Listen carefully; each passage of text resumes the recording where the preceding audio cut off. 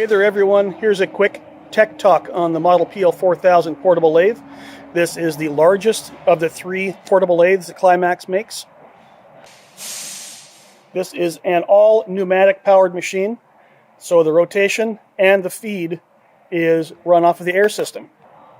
Air system is supplied through the pneumatic conditioning unit and this set of rigid pipes that plug into the back of the rotary union. And from there, it sticks out the back end in clearance of the turning arm. So as that's rotating, that rigid arm set comes out the back of the motor and gives clearance so that the tool head and the tool arm doesn't grab the air line. Here's some of the key points to be looking for on the lathe. As with most of the tools that we have, there's going to be a traveling tool head. We'll need to check the doveways on that, make sure that those are good. Clean. Make sure the gib screws are in place. Make sure that the full length of the gibs, top and bottom, are in good working order.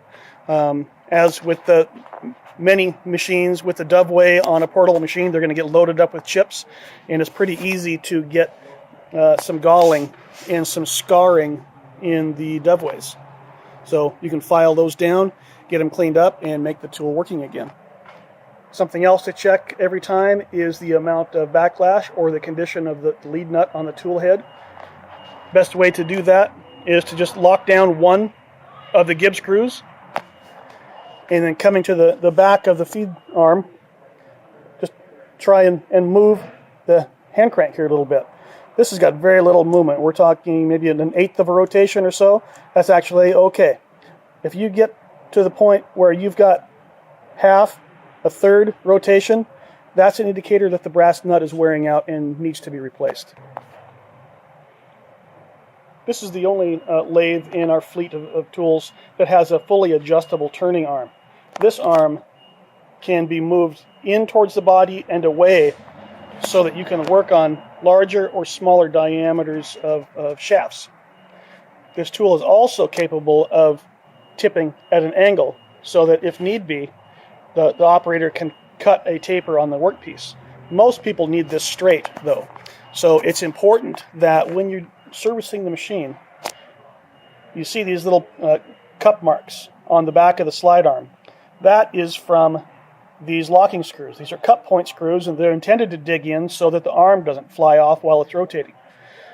What happens, however, those cup point screws, not only do they leave a groove or a little ring, they'll leave a high point. You got to get these covers off and lay a file or a stone on top of all 4 of these surfaces to get those high points off. The reason for that is when the operator has a dial indicator and they're trying to level the turning arm into position, if those screws drop into one of those divots, it's going to affect the arm. It's going to want to self-center itself. It'll want to find the path of least resistance. So the cup point screw here is going to find one of those grooves, and it's going to make it difficult to set up and align the bar. So again, get these covers off, file down these plates smooth, and we're good to go. One of the things we get called on the most from the field is customers getting erratic or non-working feed. 9 times out of 10, it's a simple fix of repositioning this cylinder body. As the air comes into the machine, it's rotating around this 4-point cam system through this air actuator body, following out to the piston.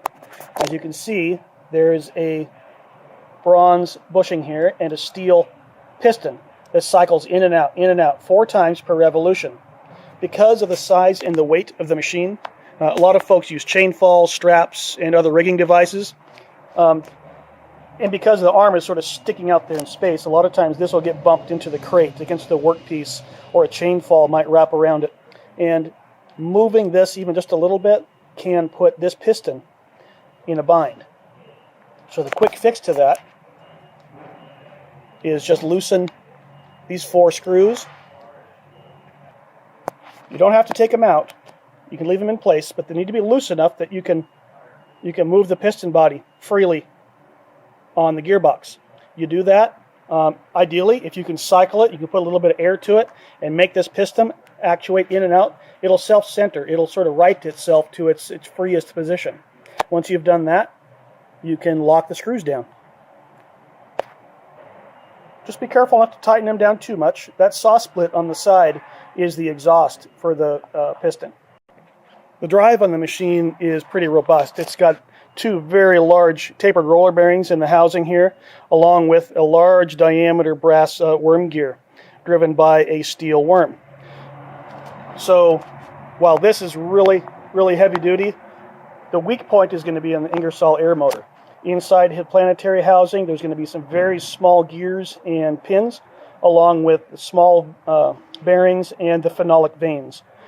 More often than not, the only maintenance point on these motors is the vanes. You take the motor off and you replace those 5 vanes and they're going again. But from time to time, because of the hammering going over a welded surface, these planetary housings, those can fail eventually too. But for the most part, the machine is really strong and robust, and because of that worm drive system, it's pretty efficient, so even the motor lasts a long time. We've got the machine mounted up onto our assembly test fixture here. In most cases, out in your workshop, you're going to have this sitting on top of the crate or on the floor or a workbench. So a good way to test the air motor is to grab a hold of the mounting hub and just try and rotate it back and forth. Here on the workbench or test stand, I'm going to rotate it with the turning bar. What we're going to listen for and watch for is how much movement I have in the bar before we can tell the air motor is starting to turn. So we're checking, what we're doing is we're checking the gap or the play in the worm set here, and we're checking the condition of the air motor. So I can pull on the motor or the arm a little bit.